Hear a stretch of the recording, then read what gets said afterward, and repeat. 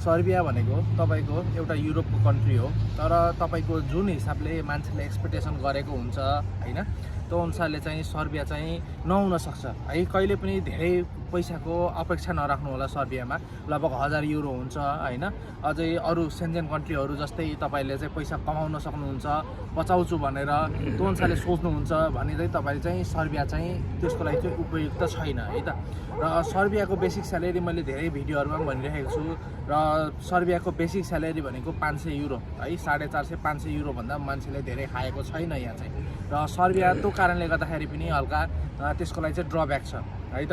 र सर्बियामा मेन तपाईँको अब काम गर्न आउनेहरू नेपालीदेखि इन्डिया श्रीलङ्का जति पनि आउनुहुन्छ, कामहरू भनेको तपाईँको नर्मल्ली किचनहरूमा, रेस्टुरेन्टहरूमा, ड्राइभिङमा, डेलिभरीमा, कन्स्ट्रक्सन वर्करमा र तपाईँको वेयर हाउसहरूमा, क्लिनिङहरूमा यिनीहरूलाई आउने गर्दछन्।